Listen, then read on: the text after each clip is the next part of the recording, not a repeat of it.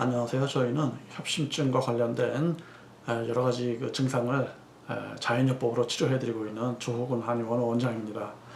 오늘은 협심증 환자분들 중에서 저희 한의원을 자주 방문하시는 변이형 협심증 혹은 이형 협심증에 대해서 살펴보도록 하겠습니다.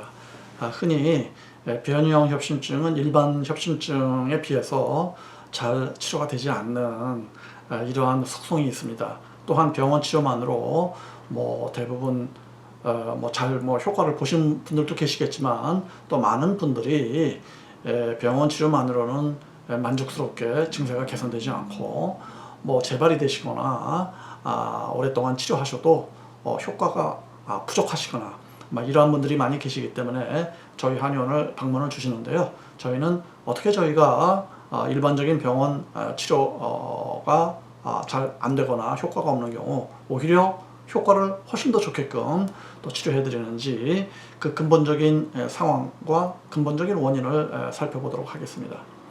우리가 혈관 수축으로 인해서 혈관이 좁아지고 혈류가 좋아지지 않는, 즉 관상동맥이 내부적으로 막힌 것이 아니고 관상동맥이 수축되거나 경련을 일으키는 현상으로 인해서 내부의 혈류가 흐르는 공간이 결과적으로 좁아짐으로 인해서 심장 근육에서 산소를 제대로 공급받지 못하는 이러한 근본적인 원인을 지니고 계십니다.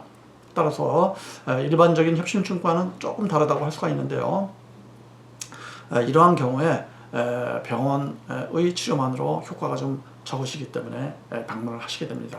어떠한 원인으로 저희가 더 효과 좋게 치료를 해드릴 수가 있는지, 또한 어떠한 근거를 바탕으로 저희가 환자분들께 치료법을 제공을 해드리는지 살펴보도록 하고요. 그러한 설명을 위해서 저희가 오늘은 남성 환자분이신데 60대 초반의 남성 환자분께서 변이형 협심증으로 진단을 받으시고 또 병원 치료를 받고 있으면서도 치료가 별로 효과가 없고 호전이 되지 않아서 저희 한의원을 방문하셨으며 저희 한의원에서 몇 개월 이상 치료를 받으시면서 병원 치료보다 훨씬 효과가 좋을 뿐만 아니라 거의 완치 단계에 이를 수 있는, 증상이 거의 사라지는 이러한 매우 훌륭한 효과를 거둘 수 있었기 때문에 이 환자분의 경우를 저희가 살펴보도록 하겠습니다. 자, 저희는 어떠한 혈관 확장제라든지 임의적인 방법으로 치료를 해드리는 것이 아니고 자연스럽게 혈관의 기능이 건강해지게끔, 혈관의 기능이 건강해지면은 스스로 혈관이 잘 이완이 될 수가 있는 것입니다. 지금 혈관이 어떠한 문제로 인해서 잘 이완이 되지 않는 상태이기 때문에 혈관 확장제를 억지로 병원에서 투여하는 것 아니겠습니까? 저희는 자연요법으로 치료해드리기 때문에 보다 근원적인 원인을 찾아야 되겠죠. 즉 다시 말씀드리자면은 지금 이와 같이 변이형 협심증의 경우에는 관상동맥이 자꾸 경련을 일으키거나 관상동맥이 자꾸 수축을 해서 결과적으로 혈관의 혈류가 흐르는 통로가 좁아지는 것이기 때문에 이처럼 관상동맥이 자꾸 수축하는 원인을 지금부터 살펴보고 원인을 어떻게 제거할 수 있는지 살펴보도록 하겠습니다. 자, 이것은 지금 심장을 둘러싸고 있는 관상동맥을 간단하게 보여주고 있는 그림인데요. 자, 이처럼 관상동맥은 크게 세 줄거리가 있습니다. 자, 그러면 저희가 여기서 우리가 인체에 있는 교감신경계라는 것이 무엇인지 간단히 살펴보도록 하겠습니다. 우리의 인체는 신경계가 주로 교감신경계 그리고 부교감신경계로 이루어져 있으시죠. 그래서 이처럼 교감신경계와 부교감신경계를 합쳐서 우리가 자율신경계라는 그 명칭을 우리가 주고 있습니다. 우리가 교감신경과 부교감신경은 대체적으로 볼 때 서로 기량작용이 있습니다. 즉 서로 반대되는 작용을 지니게 있죠. 자, 이 중에서 교감신경이 흥분하면은 어떤 현상이 일어나는지 살펴보도록 할까요? 자, 맥박이 증가하거나 혈압이 상승하거나 소화 억제 등의 여러 가지 문제가 생길 수가 있습니다. 이처럼 맥박이 증가하고 혈압이 상승하면 어떻게 되겠습니까? 또한 혈관 수축이 될 수가 있는 교감신경계에는 대체적으로 보면은 혈관을 수축시키는 이러한 기능이 있다. 이와 같은 점을 저희가 이해할 수가 있겠습니다. 자, 우리가 이러한 기본적인 지식을 바탕으로 우리가 이 환자분의 우리가 상태를 파악함으로써 어떠한 과정을 통해서 협심증의 올바른 치료법을 제공해 드렸는지 지금부터 살펴보도록 할 텐데요. 자, 우선 이 그림은 이 환자분의 복진도 그림입니다. 복진도라고 하는 것은 환자분의 복부를 앞진, 타진, 시진, 망진, 촉진 등을 통해서 내부적인 병리 사항을 파악하는 방법인데요. 자, 이와 같이 복진도상에서 이 환자분의 경우 오른쪽 옆구리에 일정 부분 압통이 이렇게 좀 나타났습니다. 압통이라고 하는 것은 의사의 손끝으로 이렇게 눌러 보았을 때 어떠한 저항감이 어느 정도 상당히 있느냐, 이와 같은 것을 파악하는 방법인데요. 자, 오른쪽 옆구리에 이처럼 저항감이 상당히 있는 것은, 이것은 어떤 것을 의미하겠습니까? 물론 뭐 지방간이 있으시거나 이런 경우도 있겠지만 이 환자분의 경우에는 지방간이 있는 것이 아니시죠. 간염이 있는 것도 아니시고. 자, 그렇다면은 이처럼 간 부위에 이처럼 압통이 상당히 존재하는 것은 이 환자분의 간이 일을 많이 하고 있다, 이와 같이 봐야 되겠죠. 자, 그러면 간이라고 하는 것은 무엇입니까? 인체의 독소를 해독하는 기능이 주요 기능이라고 말할 수가 있겠습니다. 이 환자분의 경우에는 독소가 상당히 좀 있는 편이시기 때문에 간에서 일을 많이 하고 있다. 또 그 결과로서 간에 부하가 걸려 있다. 이와 같이 보실 수가 있겠습니다. 따라서 간 해독을 촉진하는 이러한 우리가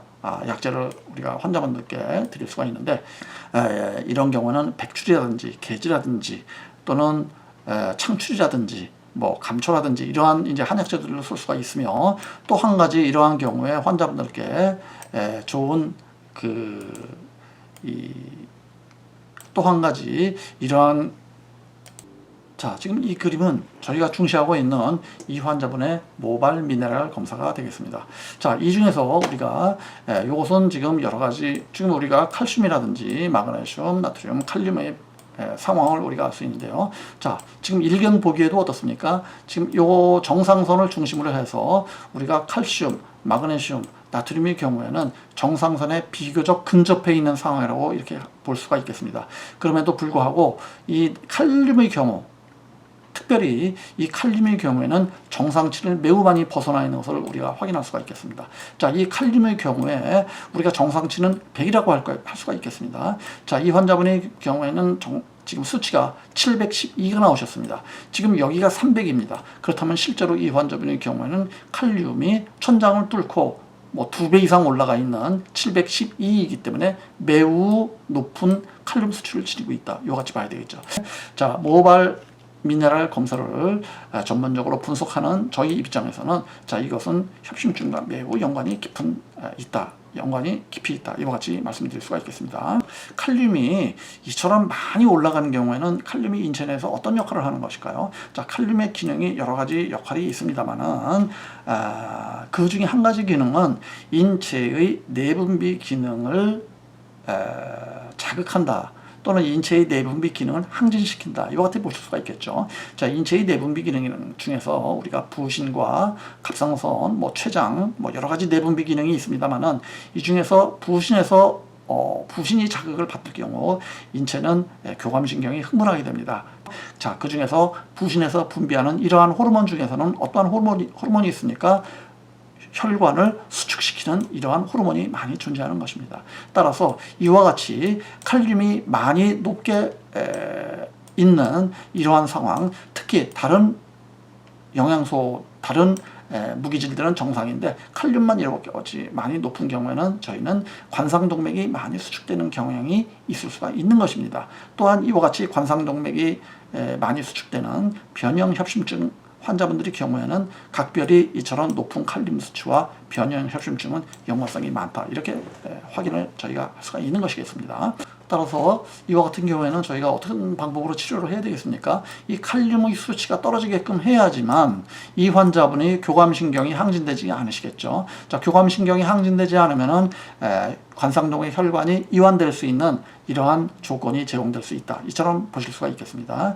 자, 다시 한번 말씀드리자면은 이 칼륨의 수치가 떨어져야지 이 환자분의 교감신경 흥분 상태가 가라앉게 되고, 교감신경 흥분 상태가 가라앉아야지만이 혈관 수축 현상, 관상동맥이 좁아지는 현상이 해소가 될 수 있다. 이와 같은 저희가 설명을 드릴 수가 있는 것입니다. 자, 그러면은 그러기 위해서는 어떠한 우리가 식생활을 유지하시는 것이 좋으실까요? 자, 우선 식생활에서 중요한 점을 말씀드린다면은, 칼륨은 우리가 잘 알고 있다시피 우리가 그 칼륨이 많이 존재하는 음식은 우리가 어떤 음식이 될까요? 자, 과일을 많이 드신다면은 이 과일 성분에는 우리가 칼륨이 많이 함유가 되어 있습니다. 따라서 우리가 이 과일을 이 환자분의 경우에는 적극적으로 금하셔야 되겠습니다. 또한 이처럼 칼륨 수치를 우리가 떨어뜨리는 것과 동시에 우리가 내분비 기능이나 인체를 너무 업시키는, 흥분시키는, 즉 교감신경을 자극하는 음식을 피하는 것이 좋겠죠. 따라서 이 환자분의 경우에는 커피를 뭐 거의 절대적으로 드시지 말아라, 이와 같은 저희가 말씀을 드리게 되고요.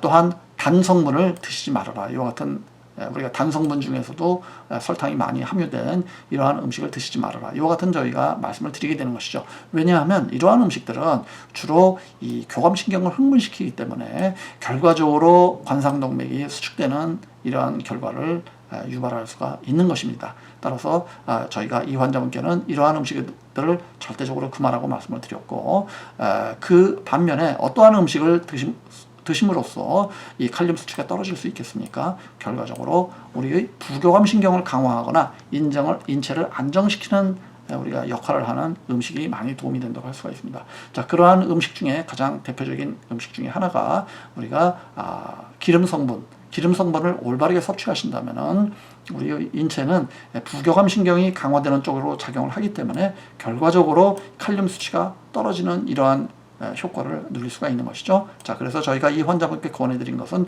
올리브 기름이라든지 또는 그 버터라든지 이러한 것을 섭취하라고 말씀을 드렸습니다. 환자분들께서는 버터를 드시면 심장병에 나쁜 것 아니냐 이렇게 말씀하시는 분들이 계시는데, 자, 그것은 우리가 그 다른 협심증, 안정형 협심증이나 콜레스테롤이 높거나 또는 플라크가 형성되거나 안정형 협심증이나 불안정형 협심증의 경우에는 버터를 드시면은 별로 해롭지 않다, 뭐 이러한 이 의견이 있을 수가 있습니다. 하지만은 말씀드린 대로 변형 협심증의 경우에는 내부적으로 콜레스테롤이 높은 상황이 아닙니다. 내부적인 콜레스테롤 수치와는 상관이 없고 단순히 혈관이 수축되는 이러한 것이 원인이기 때문에 혈관을 이완시킴으로써 부교감신경을 강화함으로써 교감신경이 안정이 되고 혈관이 잘 이완될 수 있는 이러한 상황이 유발이 되실 수가 있는 것입니다. 따라서 저희는 우선 음식 습관으로 이러한 것을 저희가 권해드렸고, 또한 아까 말씀드린 대로 음식 습관 중에서도 저희가 아까 또 말씀드리지 않았습니까? 뭐 생강을 드신다든지 강황울금이라든지 또한 기타 여러 가지 한약재는 이러한 독소 해독을 도와줄 수 있는 한약재가 되는 것이죠. 이러한 한약재를 드시고, 또한 일부 영양제 중에서는 뭐 칼슘, 마그네슘, 그 다음에 오메가3 기름이라든지 역시 이 부교감신경을 강화하고 교감신경이 흥분된 것을 가라앉히는 이러한 효능이 있겠습니다. 따라서 식이요법이라든지 또는 한약재라든지 뭐 일부 영양제라든지 이러한 패턴으로 저희가 환자분과 대화를 함으로써 총체적으로 이 칼륨 수치를 안정화시킬 수 있고 칼륨 수치가 내려가게끔 이와 같이 저희가 환자분과 대화를 많이 했고, 또 환자분께서도 식생활을 많이 협조를 해주셨기 때문에 저희가 몇 개월 지나면서 뭐 거의 증상이 없어지시는 이러한 상황에 이르렀다, 이렇게 말씀드릴 수가 있고, 환자분께서도 기뻐하시고 일반 병원에서보다 효과를 더 좋게 느끼셨기 때문에 상당히 저희가 감사를 표하고 있고 환자분께서도 좋아하시는 이러한 것을 저희가 느낄 수가 있었습니다. 자, 그러면 저희가 지금 몇 개월 이상, 뭐 지금 7, 8개월 이상 저희한테 치료를 하셨는데요. 이처럼 양호한 결과를 얻고 난 이후에 또 검사나 양호한 결과를 얻고 난 이후에 검사를 다시 한번 해 보았습니다. 그 검사를 또 확인해 보도록 하겠습니다. 자, 가장 최근에 이 환자분의 복진도를 검사를 저희가 해보았는데요. 자, 이 환자분의 복진도가 어떻게 변했습니까? 자, 이 간 부위에 많이 울결되어 있던 압통 현상이 많이 사라졌습니다. 이러한 현상은 어떤 것이 원인이라고 할 수가 있겠습니다. 이 환자분의 인체 내에 독소가 많이 해독이 됐기 때문에 간 기능이 보다 더 원활해지시고 수월해졌다, 간에서 해독을 많이 할 필요가 없다, 이와 같은 병리적인 상황이 개선된 것을 우리가 확인할 수가 있는 것입니다. 물론 이러한 상황으로 변함으로 인하여 이 환자분의 협심증은 많이 호전되었다고 볼 수가 있는 것이죠. 왜냐하면 이러한 독소들은 흔히 교감신경을 자극을 하거나 인체의 혈관 기능에 안 좋은 영향을 줄 수가 있기 때문입니다. 또한 지금 꾸준하게 이 환자분께서 치료하심으로써 처음에 이와 같이 우리가 칼륨 수치가 712가 나오지 않았습니까? 매우 높아 있던 칼륨 수치가 지금 굉장히 안정이 되어 있는데요. 어떻습니까? 지금 칼륨 수치가 79가 나오셨습니다. 그리고 칼륨 수치가 거의 정상에 근접해 있습니다. 자, 이와 같이 칼륨 수치가 지금 이처럼 변한 경우 이것은 어떠한 의미를 지니고 있는 것입니까? 이 환자분의 교감신경이 많이 안정이 되었고 따라서 혈관 수축을 유발하는 이러한 병리적인 상황이 개선됐다. 교감신경과 부교감신경의 균형을 이루었다. 이와 같이 보실 수가 있는 것이죠. 자, 저희가 이러한 검사를 통하여 이 환자분의 증상이 많이 개선되었고 또 내부적으로 병리 현상 자체가 없어졌기 때문에 보다 더 근원적으로 관상동맥의 수축 현상을 치료할 수가 있다. 이와 같은 내용을 저희가 이해할 수가 있게 되었습니다. 자, 저희가 설명드린 내용 약간의 좀 건강에 대한 지식과 상식이 있는 분이라면은 아마 잘 이해를 하셨으리라고 생각을 하고요. 저희 한의원에서는 어떠한 질병이든지 간에 질병의 원인을 끝까지 파악을 하고 이 질병의 원인을 뿌리째 뺨으로써 어떠한 질병이든지 근본적으로 치료될 수 있다. 이러한 점을 저희 한의원은 모토로 삼고 있습니다. 많은 변이형 협심증 환자분들께서 질병이 잘 치유되지 않는 이러한 경험을 느끼신다면 저희 한의원을 방문하심으로써 보다 더 근본적인 원인을 제거하고 보다 더 심혈관계를 건강하게 유지함으로써 보다 높은 삶의 질을 느끼실 수 있게끔 이와 같이 해드릴 수 있겠습니다.